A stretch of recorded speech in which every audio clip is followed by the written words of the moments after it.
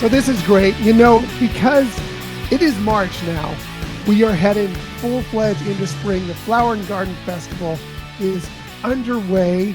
And, maybe you have a spring break vacation ahead. Or, summer's just around the corner. Maybe you have a big summer vacation trip ahead. Halloween time. The holidays, of course, they'll be here before you know it. A lot of times when you're going on these Disney trips during these time periods, yes, of course, sometimes maybe it's just the two of you. Oftentimes, maybe it's just the two of you, maybe a couple young kids.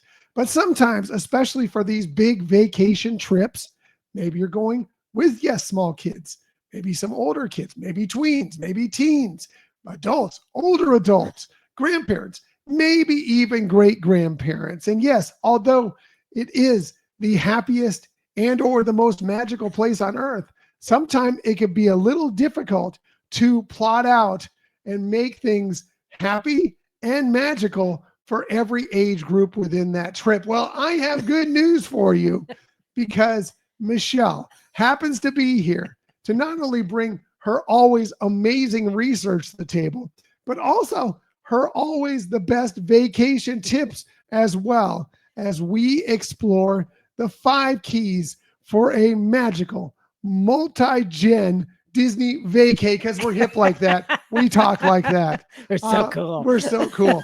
Not really. But I think this is very important because it can be very difficult to make sure everybody, especially when you have that generational spread, have a good, magical, happy time during their vacation. Right, Michelle? Absolutely. And sometimes, like you were saying at the beginning, sometimes that spread isn't so much so many generations, but also just age groups. Like if you have a toddler and a tween or a teen, their desires for certain experience types are going to vary. And their energy level is going to vary. There are so many different things that could happen. Their taste in food could vary. There are so many different things that could happen. But again, good thing Michelle is here to make sure and give you those keys to help make as smooth as possible any trip that you can have to a Disney park. Now, there's no guarantee on anything here, but she's going to do her best to share with you some keys that will help you have a wonderful, wonderful vacation. Oh, thank you, sweetie. All right, so let's get right into it with the first key, and that is creating the collaboration. In other words, what you really want to do is hear from everybody and kind of get what are their most important things that they're looking forward to in a trip. And that's really important to do that before the trip starts, and it also helps everybody feel a part of the vacation and realizing that there are going to be things that some of them will like and some of them may not be as favored about doing, but still everybody's going to have a voice. So maybe start, and as you're talking to everybody, get them to kind of identify what are their key priorities. Like maybe what are their top 3 attractions? What are their must-do restaurants, for example? Things like that. And then once you gather all this information, you can start categorizing and seeing, hey, there might be some commonalities more than maybe what you were thought was possible at the beginning of the trip. But it's really all about getting that discussion early on, and getting as much feedback from everybody as possible, and getting that from the adults. And like you said, if there's grandparents, what are they looking for? What are their expectations? But kind of coordinating that. And it doesn't have to be, like I said, a huge meeting or anything, just getting people's top 1 to 3 favorite things that they want to do. And we know, by the way, this could be a little tough, especially with the tweens and the teens, because we've all seen from Inside Out too. Sometimes ennui can start taking that control board over. So it can be a little difficult, but keep trying and figure them out, figure out what they might want to do, because if they can even get them to allude to it, it'll help with that trip. Right. Or maybe finding out some of the things that they really don't want to get involved. Find disgust. And then, with that, All right. So let's get on to looking at food. And because we have a great chef here. Where? Can I get his autograph? Yes, you can sign whatever you want. But why don't you share some pointers, honey, about food? Well, food's an interesting one because, especially when you're going through a lot of different age groups, it can be the people, what the food that people like can differ greatly depending on, from somebody who likes chicken tenders like me, or maybe somebody very much younger to somebody who wants a really fine dining type experience. And so it's kind of something you need to just figure out and decide and discuss with the family. But, one of the best things you can do with the group is find something fun that will keep people entertained in different ways. Maybe like a character dining experience is fantastic because you're going to Disney. Of course, you want to see the Disney characters. And then, a lot of those are mostly buffets. And so there's a wide variety of different foods that everybody can enjoy across the family. Yeah, they cost a little more, but a lot of times the fun, the excitement, the experience, it gets everybody together and you can enjoy a nice meal in that way. But there's other things too, like, talk about like the Hoop-Dee-Doo review, always fun, always entertaining, family style food, get everybody involved, have a good time. That's good. Something like maybe Yeehaw Bob over at the River Roost, over at Port Orleans Riverside, is a fun show that a lot of people don't necessarily know about, but it is a great time to get everybody involved. There's smaller bits of food there, but and drinks. But he gets everybody involved, including the kids. It's a really great experience. So you can really check it out and enjoy. But it's all like Michelle already brought up. Planning, trying to figure it out, find out everybody's dining preferences, find out things that people like to eat. What do they enjoy mostly? And try and find those dining spots, whether it may be quick service, maybe it may be table service, maybe it's a blend, and also give them the freedom every once in a while. I mean, yes, you don't want your little ones to go running to a meal for themselves, but the older adults, the grandparents, maybe even the teens and even the tweens, if you feel good about it, let them feel the time to break away and find their own meals and their own different, it's okay as long as you still have these family times together to enjoy different stuff. And one of the biggest key for anybody, because you can get running around at the parks, you can get going to attraction to attraction to attraction, to show, whatever it might be. Please don't forget to avoid those hangry moments when you get so overextended that you find somebody within your family and it could be you, that starts melting down because they're just so hungry and it just gets tougher and everybody wears out. Whether it be, yes, make sure you have those predetermined times to get some food, but also maybe bring on some snacks along the way. That'll help everybody. I mean, everybody can use a snack from time to time to help bring their blood sugar up, bring their energy level up. And of course, as I always like to say, hydrate always during Disney vacation, especially if you're going to be at Walt Disney World anywhere from like May till May. Because it'd be very hot and humid and you'll dehydrate very, very quickly. So. Right. Just going to say one other thing about the food. It's just mainly that it can be something that it may feel daunting, that you have to like look at it in so many perspectives into planning. But it can also be something that really ends up giving those memorable, wonderful, magical moments as a family. So, maybe like Tom was saying, you think of maybe have a one daily meal that everybody is together. Maybe that's at your resort at breakfast, or maybe once in a while, like he's saying, some of these dining options, but also to take a look at all the other types of eateries that are available to you. And I think you'll be able to find that you can nail it with a couple of meals and everybody will end up happy as a result. And also sometimes there's, couples that come along. Maybe it's the grandparents, maybe it's, mom and dad, aunt and uncle, or whatever. Sometimes those two want just a little date night to eat on their own. So feel free to step up and be willing to either watch the kids or whatever, and let them have the freedom to go get a meal at either place. And share that responsibility if that's something that you're looking for, because I really think that that's important too. If mom and dad are going to be there with, sister and brother-in-law or whatever it might be, and the sister and brother-in-law really want to have a date night and try Topolinos or something really nice, yeah, step up and go ahead and say, hey, you got this. We'll watch the kids. You can have that great night. We may ask for the same thing in return, either this trip or next trip as well, but it's all good. And yeah, I agree with you completely, 100% on finding that one big meal where you can all get together, enjoy, but also, the freedom to let people enjoy their food in their own way at times. I think it's good for both sides of the equation. You don't want to feel so restricted that you have to eat with the family all the time. But at the same point, it's good to have those family moments and maybe, discuss what happened during the day and how much fun you had and set up the next day. Even. Exactly. Yeah. Exactly. Okay. So the third key is that everyone needs some me time. You do need to make sure you plan for that. Kind of something I was just discussing. Yeah. Yeah, exactly. And so me time can be just somebody alone who wants to spend time in a spa or go shopping by themselves, or it could be something a little bit more in pairs. Maybe as a couple, somebody might want to go do something, play some miniature golf or something, or whatever. Definitely kids will need me time or time away from the adults.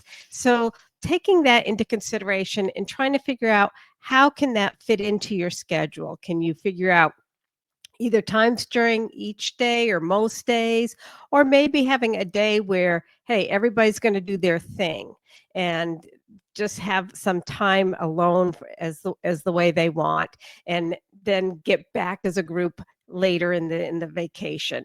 But planning for that me time, I think, is critical, and realizing it is, and really knowing what people want as their me time, kind of going back with that first key of collaboration and getting everybody's input, can really help the planning process. And it could be in discussion too of like, hey, yeah, you can go do this thing, but just remember, we're all getting together later. So, right.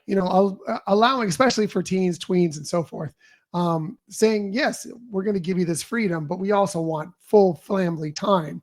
So, knowing that it's a compromise on both sides, which seems weird to call it a compromise, but it really is important for families to, yes, have that time, especially for, again, I look at the young ones, the teens, the tweens, and think about, and young adults for that matter, and think about, yes, they want to be with family, but they also are at that age of like, I'm doing my own thing, and allowing that, giving them the allowance, the availability to be able to do that. I think it pays off in a ton of ways. Right. And consider some things too, which I'm sure a lot of people who have teens, whether they're tweens or older teens, might think about, hey, if they're the only one in that age group, would it be beneficial to have a friend come along? If not for the entire time, maybe meet up with them or something like that, but just some other parts that you could consider that may help smooth and make the time together way better. Oh, it's so important if you can do that. If maybe there's not a sibling around that same age, or that they get along closely, or cousin. Yes, you're right. That if you can, or if you can get the other family to flip the bill for them to come along on this trip, it really will help save for so many ways, and keep those kids of that age involved and having fun, and not feeling like, oh, I'm just being dragged everywhere by the adults. Right, exactly. So, all right. So let's get now to the next key. I think we're at key number 4, and that is really devising what your daily plans are going to be, having that list. And I know that there's great technology, like the use of the app, whether it's the Disneyland app or the My Disney Experience app. Those are really beneficial, helping you keep tabs of where do you have reservations, your lightning lanes, if you're going to be doing that. And those are all great. There's something to be said, though, about actually having a formalized plan, whether it's written out or on your computer. Some people use spreadsheets and things, but having something that you're really capturing those things that we talked about, like making sure that plotted into parks and areas that people want to go to, where the dining will be taken care going that day. Just kind of gives that structure and really helps everybody, as they say, be on the same page that day. It really can reinforce and help that people are understanding that their needs are being met, and at the same time they're going to be helping, or understanding that somebody else's plans need to be met during some of the time. The other key thing to remember, or important thing to remember with this key, is having that discussion of how you're going to break apart and come together. So let's say, for example, that you're going to be taking the toddlers on It's a Small World, and not everybody else wants to go on It's a Small World. Have the plan in advance. How are you going to separate and contact and come back together? Are people going to go for several other attractions, and then maybe you're going to link some things in addition to Small World for the toddlers? But again, just having a little bit more structure can really help make everybody be happy and know what's going on. Right. Like a group text, set up a group text ahead of time so you can put notes out there, even like Michelle mentioned, putting the notes of what we do today. Like, here's the key things that we have to be at certain times today, but also to be able to discuss, hey, just leaving Small World, where are you guys at? Or I know you were planning on hitting up Mr. Toad, to say, if you're Disneyland, or hitting up Winnie the Pooh, whatever it might be, depending on your park. When you're wrapping that up, and then you go, okay, we'll meet at, Be Our Guest, or we'll meet at wherever, it might be. Just being able to do that, show that flexibility, especially if you have multiple groups that may be going in multiple different locations, being able to send that text. It's one of the benefits of technology. Right. Yes, it can separate us in some ways, but it also can bring us together and make sure that you have a much smoother vacation by being able to use that kind of technology. Exactly. Well said, honey. Thank you. All right. So I think we're already at our 5th key for getting a wonderful multi-gen vacay moving together. Moving through this. Yeah. So, for the 5th, and it's true for whether you're a vacation of 2 people, whether you're a vacation of 200 people, doesn't matter. Patience is so significantly a major key, and the ability to pivot when things don't necessarily go as you expect. There are so many things that can happen. The weathers, attractions break down or shut down for a while. There's possibility of things that can make you have to adjust your trip. And if you're so rigid on what you have planned, then it's going to possibly really ruin your trip, or really give you some real difficulty during that time. Whereas if you can take a breath, show some patience, and maybe figure out some other options, again, get together with your group. What else does everybody want to do? What can we do differently? Where are you? Okay, this isn't happening. What else can we have happening? Compromise, discussion, patience, and flexibility is a really important thing for any vacation, again, whether it's 2 or 200. Right.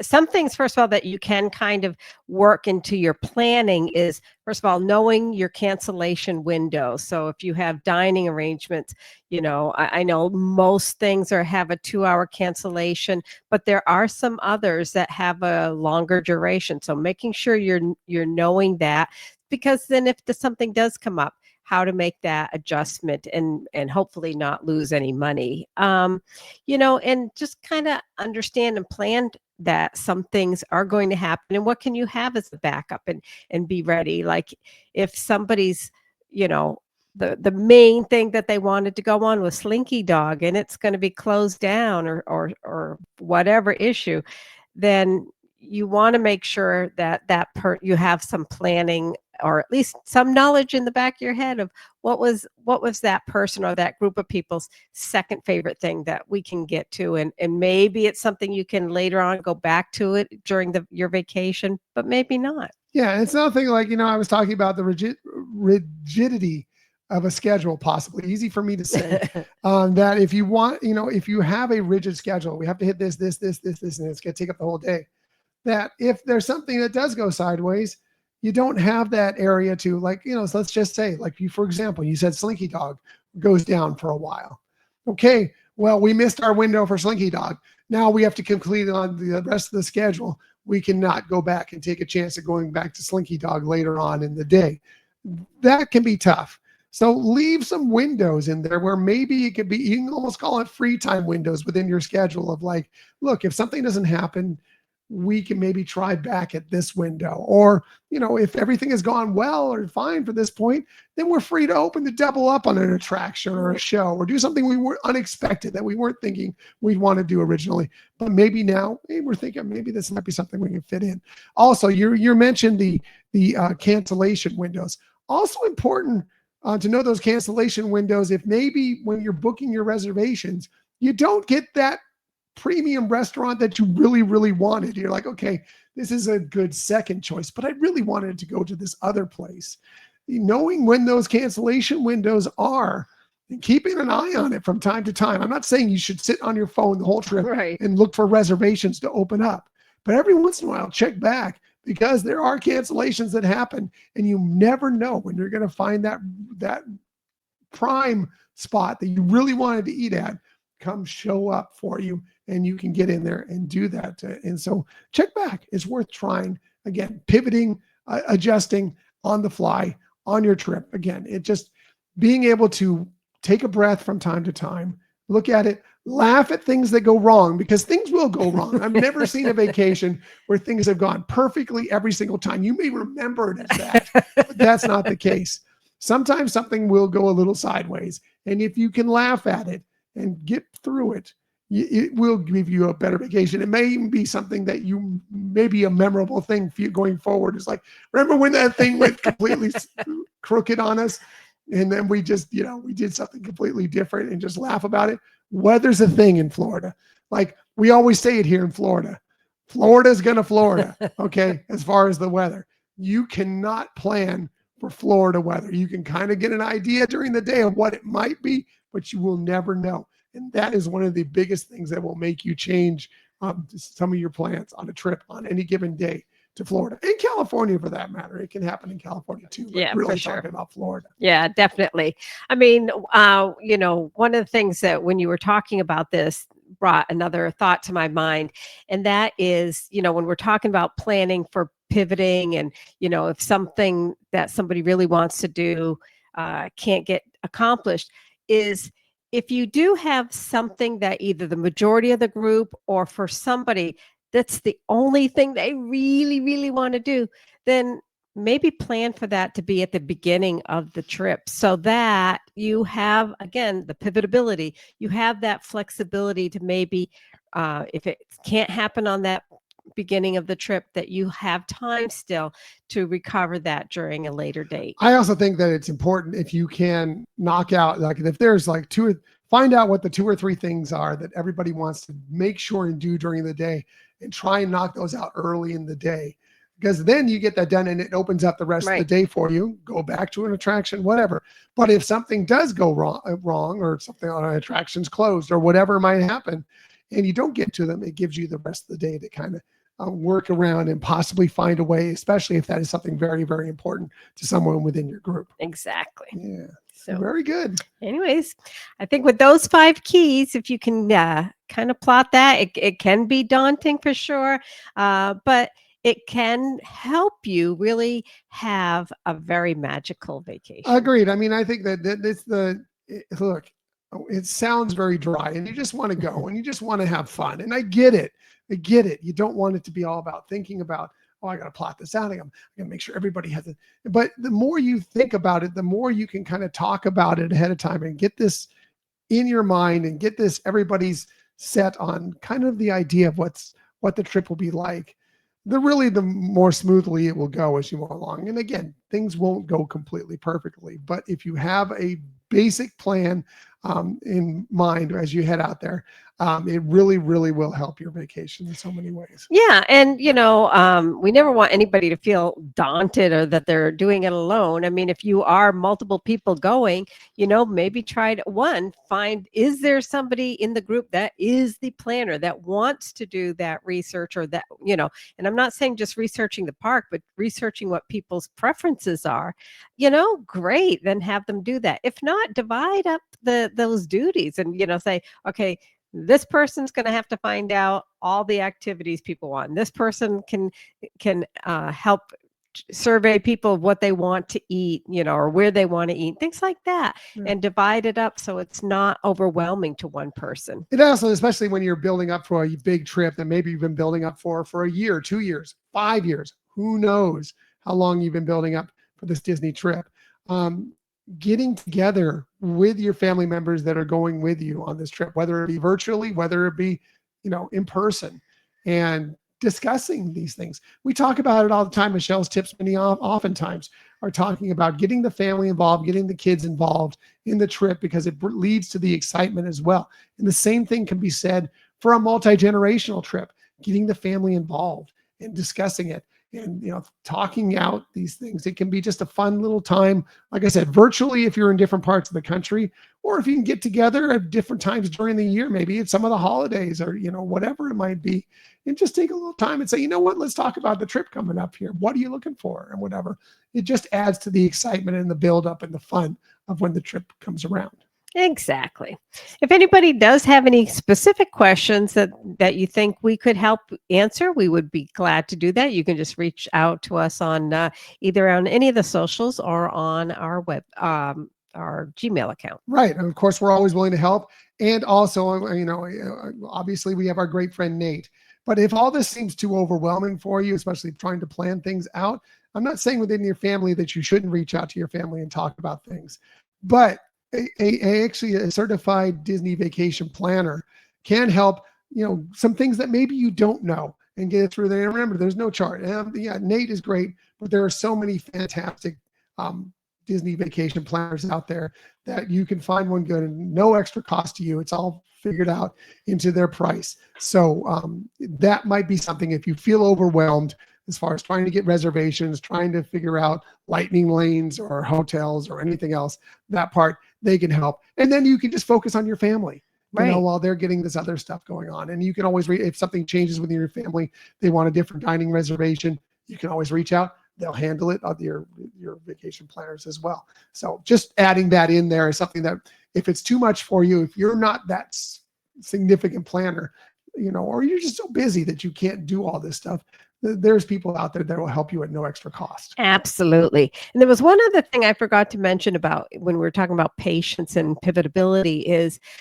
as much as especially if this is one of those trips that you feel like is a once in a lifetime, still trying to keep in your mind that you are not going to be able to do everything. No. And Disney World. Sometimes less is more. Sometimes less activities, more time together can be much more cherished in the long haul. Because if you try to do it all and get worn out and everything, then nobody's having the optimal experience that they could. We've talked to people that have taken 2-week vacations at Walt Disney World and still say, oh, I didn't get a chance to do this, or I didn't get a chance to do that. I didn't get a chance to dine at this place, or whatever it might be. You could be there. There's so much to do at Walt Disney World that it's really, really tough to get it all done. And if you try, it can be a little bit much, especially if you have a large group with you. So definitely, and we'll always say it, find a day for peace. Yes, especially if you're going to park, maybe that's what your family wants to do. Great. Find that day, and what I would say, suggest often, one day in the middle where you can kind of maybe do a half day at a park. Even if you are a park heavy person, do a half day at a park and find some time to relax or do something interesting that's around the area, and regroup a little bit, or just have that full day. And maybe even it's a day that only some people need and other people can still go to the parks or whatever. You can do that as well. Just find that time to get some freedom, get some relaxation, maybe recharge the batteries a little bit so you can hit the back end of your trip with that much more strength and energy. Definitely. Because we've seen that multiple times where we've gone with either friends or whatever, and people have said, oh yeah, I want to go 5 days, all parks, and that's the duration of their trip. And then afterwards feel like, oh, that was just so overwhelming. So that me time, and like Tom's talking about, that downtime is really critical. It's better to factor it in and plan for it and get everybody going in that way than to take something off the plate. Right. So. And then everybody wears out. If you do it that way, by the time you get to day 5, 6, 7 of your vacation if, say, you're doing a week. Everybody starts to get a little worn out and dragging, and maybe they're not getting up and moving as early in the morning to get out to that reservation or get out to the park or whatever, because everybody gets fatigued. It's just natural. You're doing, you do Disney parks. Sensory overload. You're doing so much. A lot of times you're doing 20,000 plus steps in a day. You're running all over the place. You're doing all sorts of things. You need a vacation after your vacation when you're at Disney parks often. Finding a little break in there, whether it be just to relax by the pool, whatever it might be, resort hop, go check out Disney Springs, do something a little different and just take a little time and maybe a little slower pace. It is rewarding at the end, I think. Again, Absolutely. It's not for everybody. You do your vacation how you want to do your vacation. Just some suggestions from us. Absolutely. So, and that is our 5 keys for a magical multi-gen Disney Vacay. Woo!